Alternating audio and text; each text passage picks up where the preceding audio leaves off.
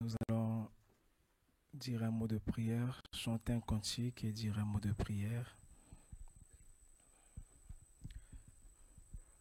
Le Seigneur, seul éclaire mon chemin, sa parole,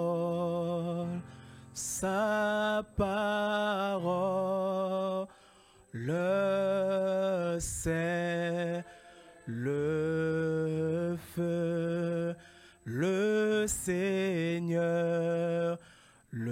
Seigneur, seul éclaire mon chemin, sa parole,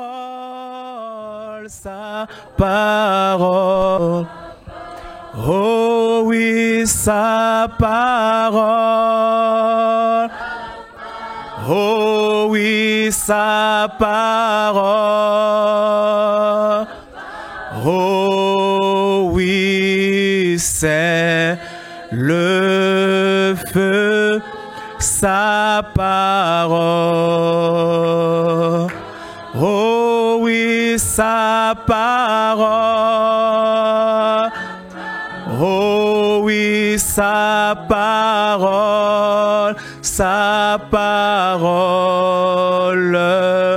c'est le, oh oui, sa parole,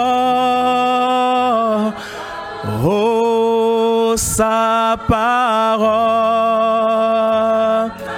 oh oui, sa parole,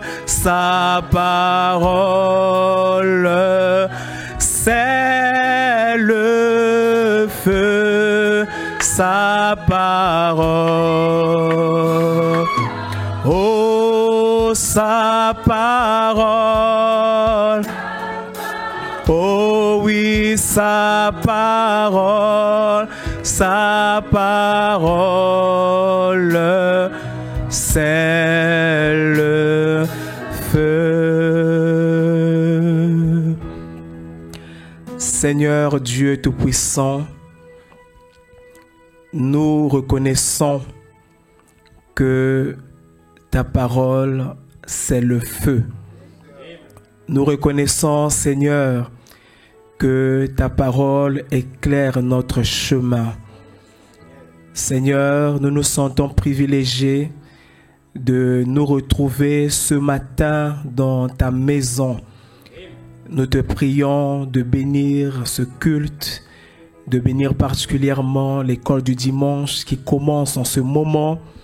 Enseigne-nous, Seigneur, par le Saint-Esprit, car c'est toi qui es le véritable enseignant. Accorde-le dans le nom tout-puissant de Jésus-Christ. Amen. Que Dieu soit béni. Alors que vous êtes debout, profitons de lire une portion de la parole dans le livre de Jean. Nous lirons le chapitre 1, du verset 1 jusqu'au verset 2, et nous lirons le verset 14.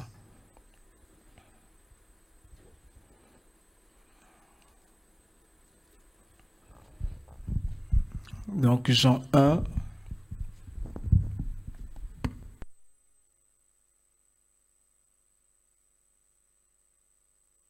Je disais, Jean, le chapitre 1, du verset 1 jusqu'au verset 2. Ensuite, le verset 14.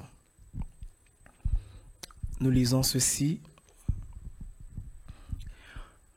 Au commencement était la parole. Et la parole était avec Dieu. Et la parole était Dieu. Elle était au commencement avec Dieu. le verset 14. Et la parole a été faite chair, et elle habitait parmi nous, pleine de grâce et de vérité. Et nous avons contemplé sa gloire, une gloire comme la gloire du Fils unique venu du Père. Que le Seigneur bénisse sa parole. Nous pouvons nous asseoir.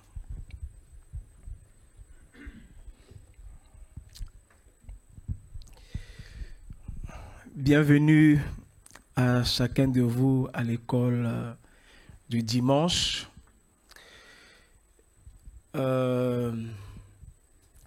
Nous aurons quelques leçons de l'école du dimanche ensemble. Ce sont des leçons très importantes et qui poursuivent un certain but. Alors, durant toutes ces leçons, je vous prie d'être vraiment attentifs. Et surtout, comme je vous l'avais dit, de prendre des notes. Alors, nous ferons en sorte que les leçons ne soient pas longues. Donc, elles seront courtes.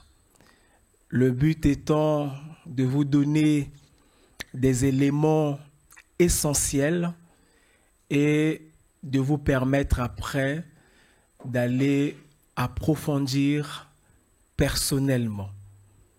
Et d'ailleurs, je ferai exprès de ne pas dire certaines choses et vous pousser plutôt à aller les rechercher par vous-même. Donc, il y aura en quelque sorte beaucoup des devoirs qui seront donnés.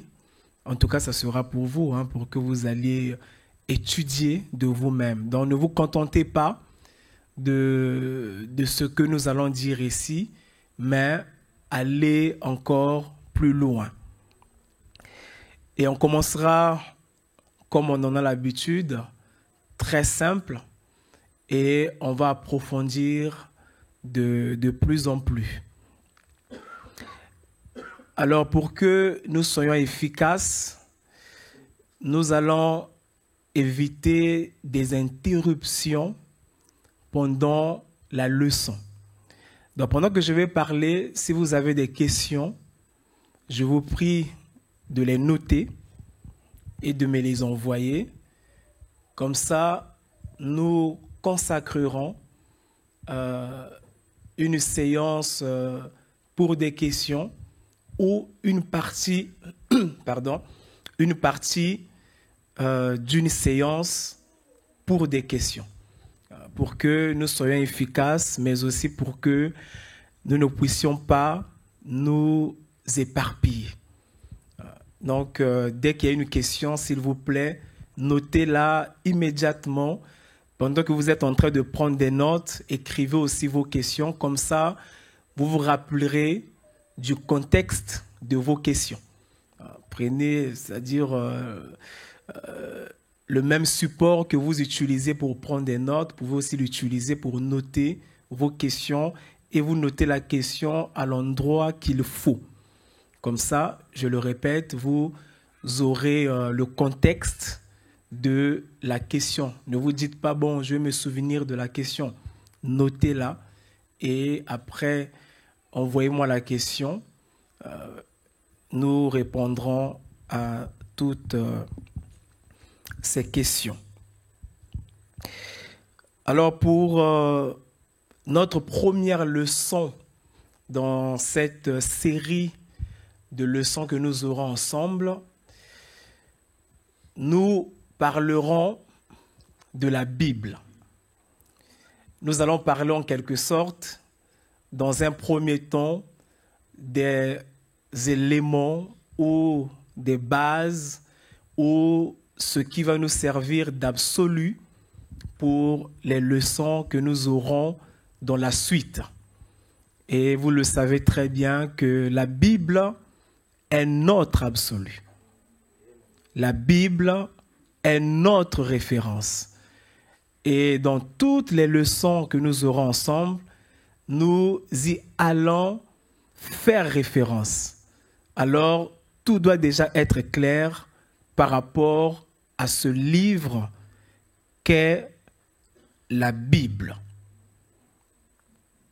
Donc, nous insisterons là-dessus aujourd'hui et nous verrons comment nous ferons pour la suite selon que le Seigneur nous conduira. Mais en tout cas, je ne veux pas trop m'étendre parce que vous me connaissez par rapport à ça. Si je reste trop longtemps dessus, on peut ne jamais finir. Que Dieu m'aide vraiment à, à être direct et pour des questions, vous me le ferez savoir. Alors donc, nous avons intitulé cette leçon « D'où nous vient la Bible ?» D'où nous vient la Bible? C'est une question intéressante, n'est-ce pas? Que Dieu soit béni. Alors, parlons tout d'abord du mot Bible en lui-même. Le mot Bible vient d'un mot grec, biblion, donc B-I-B-L-I-O-N,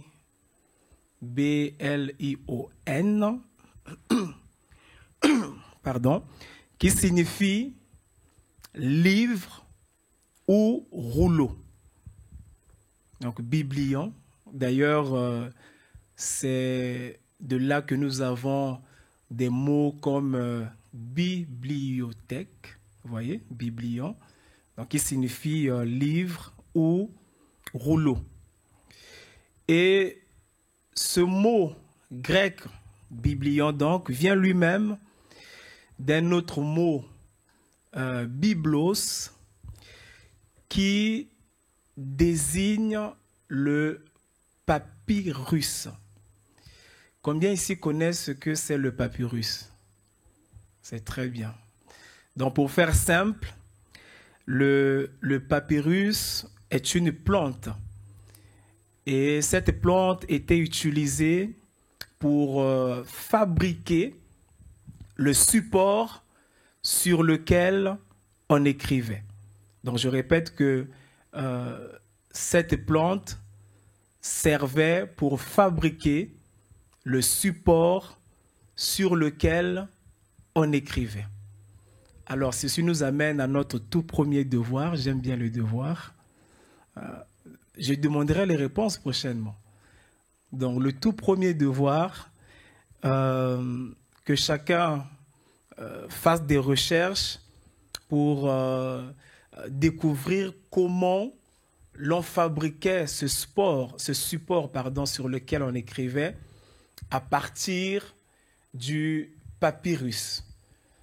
Donc, je demanderai prochainement à une personne choisie au hasard de nous décrire le procédé de fabrication du support qu'on utilisait pour écrire à partir du papyrus. C'est clair pour le devoir? Que Dieu soit béni. Et je veux vraiment que vous le notiez et que vous ne l'oubliez pas. Et la Bible, on peut aussi l'appeler les Saintes Écritures. Donc, quand on parlera des Saintes Écritures, on fera donc allusion à la Bible. On peut aussi l'appeler l'Écriture. Vous lirez par exemple dans la Bible, l'Écriture dit. Voilà, ça peut aussi être, parfois on parle des saintes lettres. Et parfois on parle aussi de la loi, particulièrement pour l'Ancien Testament. Et bien sûr, il y a d'autres appellations. Par exemple, au temps du Nouveau Testament, quand Jésus était sur la terre, il parlait par exemple de la loi, les prophètes et les psaumes. C'est une manière en quelque sorte de parler de tout l'Ancien Testament, de toute l'écriture de l'Ancien Testament. Et je vous laisse découvrir pourquoi, si on parle de la loi, les prophètes et les psaumes, on parle de tout l'Ancien Testament. Vous me direz pourquoi. Et cette Bible, qui est donc un livre, contient lui-même des livres. Donc la Bible, en quelque sorte, est un livre des livres. Un livre qui contient d'autres livres.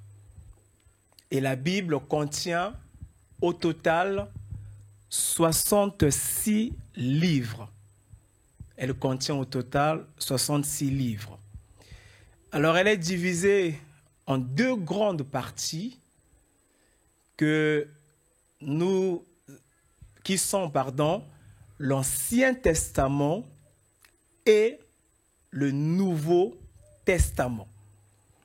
L'Ancien Testament qui a donc été écrit avant que Dieu ne se manifeste dans la chair humaine à travers donc le Seigneur Jésus-Christ, et le Nouveau Testament qui a été écrit après sa résurrection.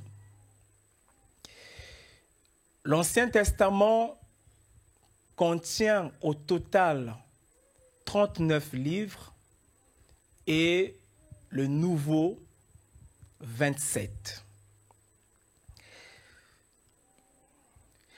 Les livres de l'Ancien Testament ont été écrits en hébreu. Les livres de l'Ancien Testament ont été écrits en hébreu. Et ceux du Nouveau Testament en grec. Ce sont des informations très importantes. Vous comprendrez pourquoi la langue. Donc, je répète, l'Ancien Testament a été écrit en hébreu et le Nouveau en grec. On doit aussi préciser que les livres de la Bible ne sont pas dans un ordre chronologique.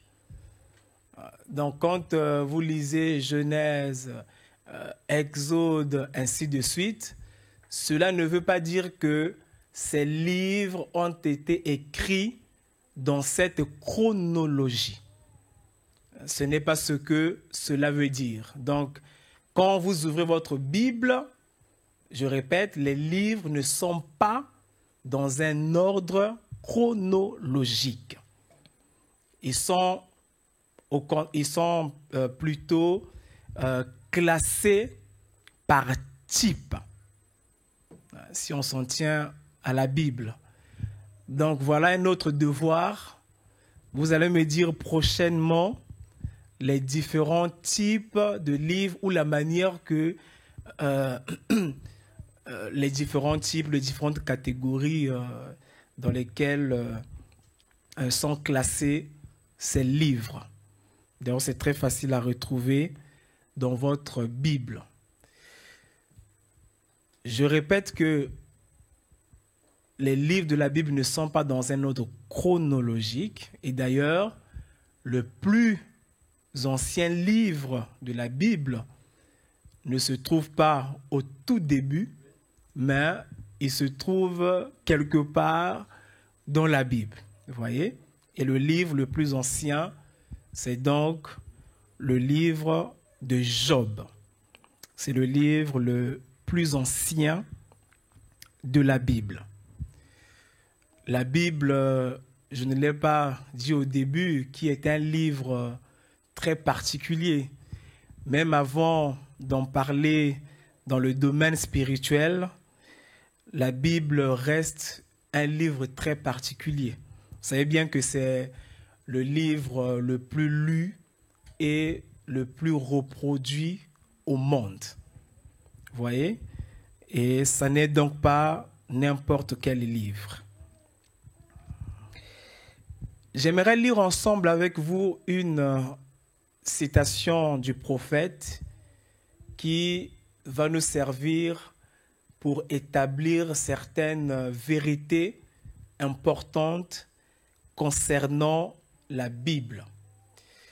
Nous lirons donc dans la prédication du prophète intitulée « Christ est révélé dans sa propre parole » au paragraphe 55.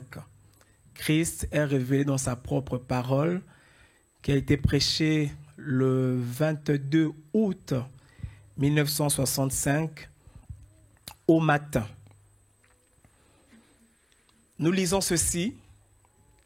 Maintenant, remarquez la Bible. Certains disent, oh, eh bien, elle a fait ceci, elle a fait cela.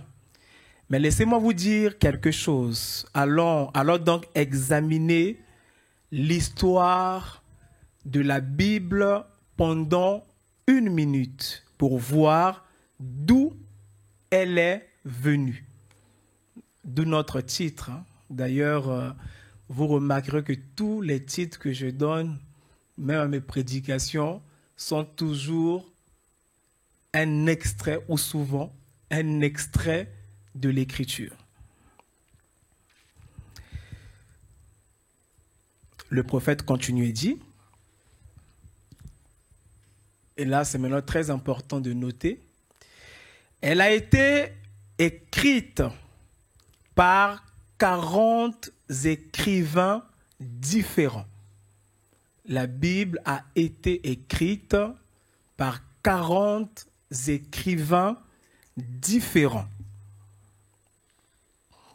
40 hommes ont écrit la Bible dans l'espace de 1600 ans. Quand on dit 1600, c'est en quelque sorte 1600. Donc 16 avec 2 zéros. 1600 ans, c'est 1600 ans. À différentes époques, prédisant les événements les plus importants de l'histoire du monde. Et cela très souvent des centaines d'années avant qu'ils ne se produisent. Il n'y a pas une seule erreur de tous les 66 livres. Oh là là! Aucun auteur, sauf Dieu lui-même, ne pouvait être aussi précis. Pas un seul mot ne contredit l'autre. Souvenez-vous, la Bible a été écrite à 1600 ans d'intervalle. Depuis Moïse jusqu'à la mort de Jean dans l'île de Patmos. 1600 ans. Elle a été écrite par 40 auteurs différents. L'un ne connaissait pas l'autre. Il ne l'avait jamais eu en tant que parole. Certains d'entre eux n'avaient même jamais vu la parole.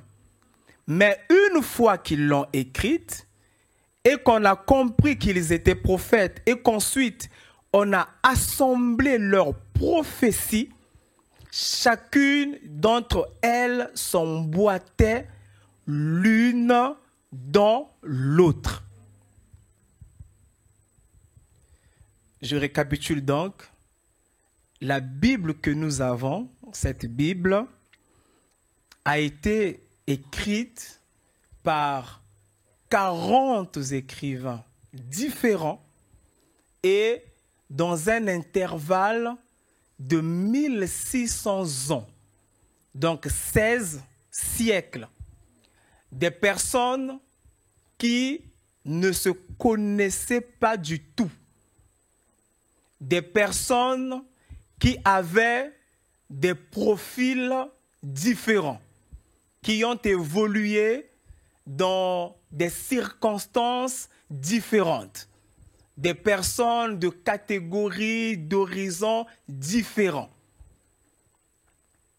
Ce sont donc toutes ces personnes qui ont écrit la Bible. Alors, cela peut paraître comme une faiblesse qu'un livre aussi sacré que la Bible soit écrite par plusieurs personnes. On aurait bien voulu qu'elle soit écrite par une seule personne. Mais loin de là, c'est plutôt une force. Le fait qu'elle soit écrite par plusieurs écrivains n'est pas une faiblesse, mais c'est plutôt une force. Et nous allons découvrir pourquoi. Contrairement d'ailleurs à d'autres livres qui sont souvent écrits par d'autres livres sacrés ou d'autres religions, ou d'autres religions qui sont écrites soit par une seule personne ou par plusieurs personnes, mais qui sont en concertation.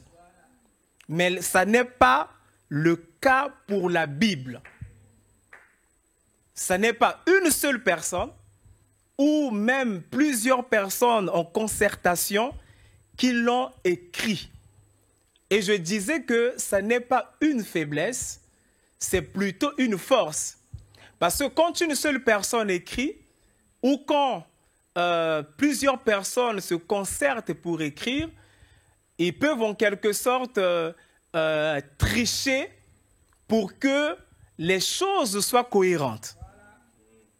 Mais quand c'est plusieurs personnes qui ont écrit, et dans un intervalle aussi grand que 1600 ans, pour que le message soit cohérent, il faut qu'il puisse y avoir un super auteur quelque part.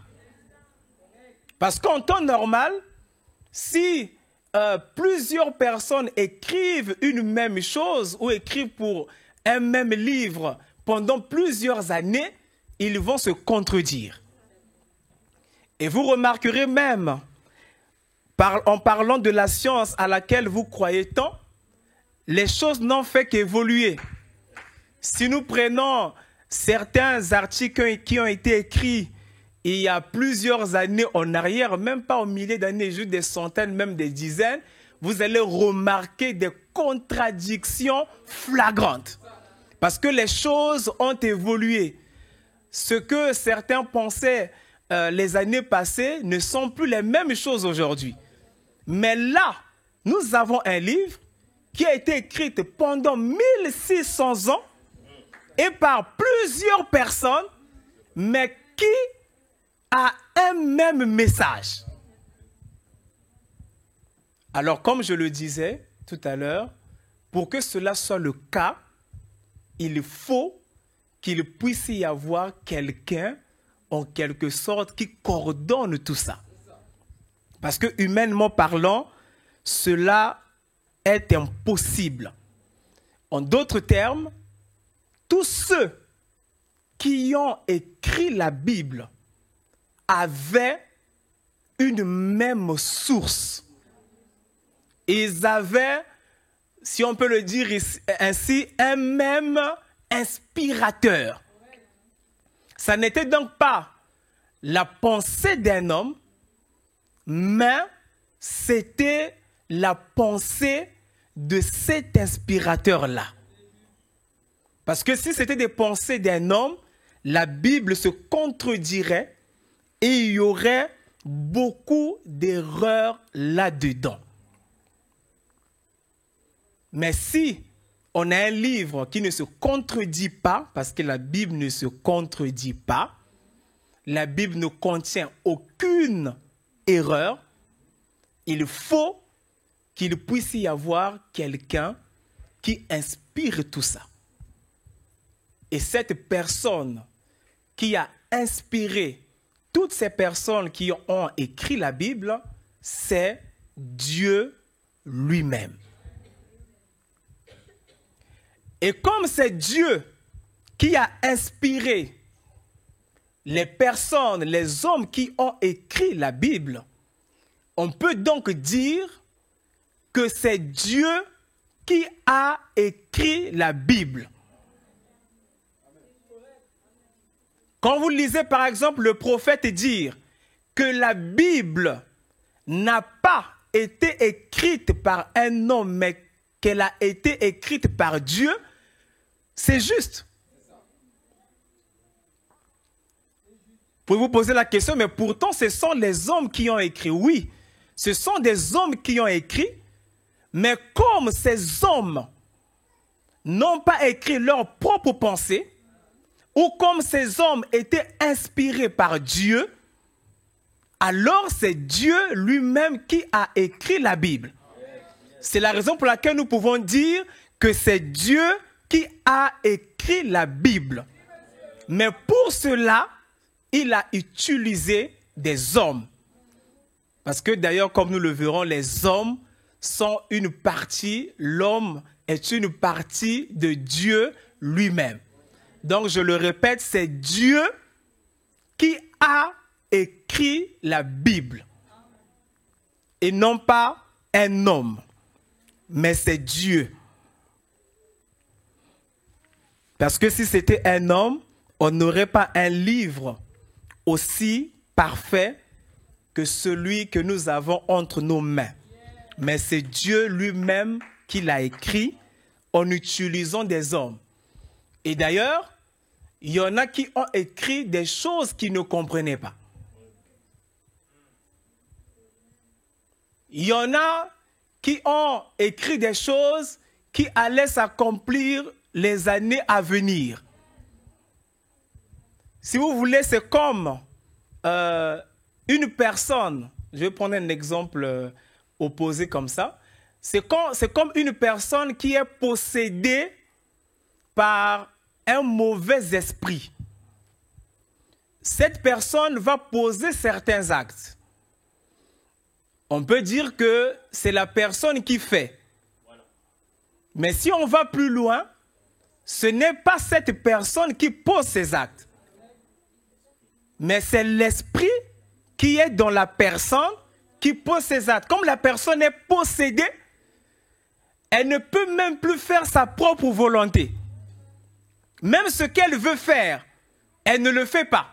Cette chose, cet esprit le contraint d'agir d'une certaine manière. Et c'est ce qui s'est passé aussi dans l'écriture de la Bible.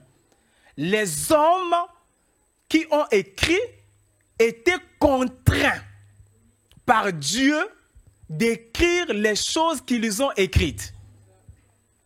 Et c'est ce que nous appelons l'inspiration. C'est cela qui fait le pont, en quelque sorte, entre Dieu d'un côté et les hommes. Les hommes écrivent, mais cela vient de Dieu. Et pour qu'il n'y ait pas d'erreur, ces hommes qui ont écrit ont été inspirés. Donc l'inspiration nous garantit un livre sans erreur. Parce que l'inspiration a contraint les écrivains de n'écrire que ce que Dieu voulait ou ce qui venait de Dieu. Et d'ailleurs, vous remarquerez que la Bible est un livre spécial. Parce que dans cette Bible, on mentionne même les erreurs des rois. On mentionne même les erreurs des grands serviteurs de Dieu. Je pense que si nous autres Français écrivons un livre sur notre pays, nous ne parlerons pas du mal de notre pays. Nous ne parlerons pas mal du président. Nous montrerons que tout est parfait. Que la France est parfaite, que la France est le meilleur pays, que tout ce que la France fait est bien. Et d'ailleurs, nous avons ça dans l'histoire. Souvent, ceux qui ont écrit l'histoire l'ont écrit de manière que cela les avantage. Mais ici, nous avons bizarrement un livre qui est écrit par un peuple qui mentionne même ses propres erreurs. Comment on peut parler dans ce livre de l'adultère de David? Mais David n'était pas n'importe qui. Mais qui est cet homme qui a eu le courage de parler de l'adultère de David? De parler même des personnes que David a tuées. Un homme normal ne pouvait pas écrire une telle chose concernant son roi. Et dans cette Bible, personne n'est épargné. Cette Bible ne fait que dire la vérité. Même quand Israël avait péché, c'est mentionné. Même quand il y avait les malédictions, c'est mentionné. Quand il y avait les bénédictions, c'est mentionné. Quand un grand serviteur de Dieu s'est comporté d'une mauvaise manière, c'est mentionné. Quand un roi s'est comporté d'une mauvaise manière, c'est mentionné. C'est un livre spécial. Ce ne peut qu'être Dieu qui a inspiré ceci pour que les choses se fassent de cette manière. Et je parlais tout à l'heure de l'inspiration. Parce que ce sont des hommes qui ont écrit, bien sûr, mais ces hommes étaient sous une influence. Et je répète que cette influence fait qu'ils ne pouvaient rien écrire d'autre que ce qui venait de Dieu. Et cette influence est ce que nous appelons l'inspiration. Voilà. Lisons deux passages rapidement dans 2 Timothée, le chapitre 3, le verset 16. Et après nous lirons 2 Pierre, le chapitre 1, le verset 21. 2 Timothée 3, 16, 2 Pierre 1, 21. Alors 2 Timothée 3, 16, écoutez. Toute écriture est inspirée de Dieu. Alors là, c'est fort. Hein? Il n'est pas dit une partie de l'écriture. Non. Ni 99% ou la grande partie. Non. Toute écriture est inspirée de Dieu. Tout. Toute écriture est inspirée de Dieu. Et utile pour enseigner, pour convaincre, pour corriger, pour instruire dans la justice. Dans cette Bible, nous n'excluons rien. Nous la croyons entièrement, de la Genèse à l'Apocalypse. Il n'y a pas une partie mauvaise et une partie bonne. Il n'y a pas une partie qui ne s'applique plus et une partie qui s'applique. Toute la Bible s'applique. Que cela t'arrange ou pas, toute la Bible s'applique. C'est la raison pour laquelle nous prêchons la Bible dans son entièreté. 2 Pierre 1, 21. Car ça n'est pas par une volonté d'homme, vous entendez très bien, j'espère. Ça n'est pas par une volonté d'homme qu'une prophétie a jamais été apportée. Dans cette parole, il n'y a rien d'homme à l'intérieur. Mais c'est poussé par le Saint-Esprit. C'est poussé par le Saint-Esprit que les hommes ont parlé de la part de Dieu. Il n'y a rien d'homme dans cette Bible. Tout vient de Dieu. Chaque phrase, chaque verset, chaque mot, tout vient de Dieu. Il n'y a rien à exclure. Et j'insiste dessus parce que nous sommes en train de parler d'un matériau qui sera notre fondement pour la suite. Donc on doit être bien d'accord que tout est inspiré. Même les mots choisis sont inspirés. Je le répète, même les mots choisis sont inspirés. Il est vrai que quand un homme écrit, il écrit selon son environnement. Il écrit selon ses coutumes. C'est la raison pour laquelle, comme nous allons le voir, le prophète dit que quand il est parti en Orient, la Bible est devenue un nouveau livre pour lui. Mais les mots qui sont choisis restent inspirés. Il n'y a rien qui est écrit au hasard. Tout est inspiré. Que cela t'arrange ou que cela ne t'arrange pas, tout est inspiré. Alors, sur base de tout ce que nous avons dit jusque-là, nous pouvons déjà dire que la Bible est un livre fiable. Que ce que nous lisons ici dans la Bible ne sont pas des paroles d'un homme, mais ce sont les paroles de Dieu. Parce que même si ce sont des hommes qui ont écrit, mais ces hommes étaient inspirés. Ils étaient poussés par l'Esprit de Dieu. C'est donc un livre fiable que nous avons. Et non pas n'importe quel livre. Et cela va nous amener donc à une vérité très importante sur laquelle nous insisterons prochainement. C'est que dans la Bible, il n'y a aucune erreur, aucune contradiction. Même ce que vous pensez être des erreurs, ça ne l'est pas. Même ce que vous pensez être des contradictions, ça ne l'est pas. Même quand, dans deux récits, on donne deux chiffres différents, ça n'est pas une contradiction. Si par exemple un auteur dit que dans tel événement, il y avait 16 hommes, et un autre dit qu'il y en avait 12, ça n'est pas une contradiction. Et c'est ça que nous verrons prochainement. Que Dieu vous bénisse.